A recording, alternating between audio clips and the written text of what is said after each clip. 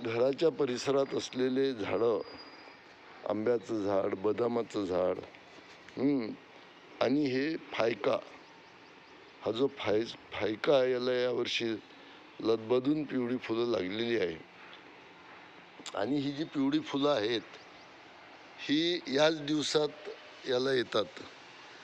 याच्यानंतर याला आता जी पानं फुटलेली आपल्याला दिसतात, ही पानं आता मोठी होतील आणि जी पिवळे फुलं याच्या शेंगा बनतील आणि शेंगा बनल्यानंतर हे झाड पूर्णपणे हिरवंगार बनेल, वर्षभर हिरवगार राहते. या झाडाचं वैशिष्ट्य असं आहे, या झाडामध्ये खूप ताकद आहे.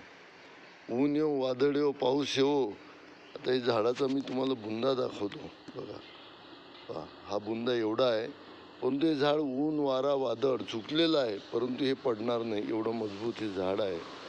आपल्या आवारात जर हे झाड राहिलं तर मला असं वाटतं की आपल्याला सावलीची अडचण नाही. आणि ह्या दिवसामध्ये, उन्हाळ्यासारख्या कडक उन्हाच्या दिवसात ही पिवळी फुलं पाहून आपल्याला निश्चितच मनाला अत्यंत आल्हाददायक आणि प्रसन्न वाटते.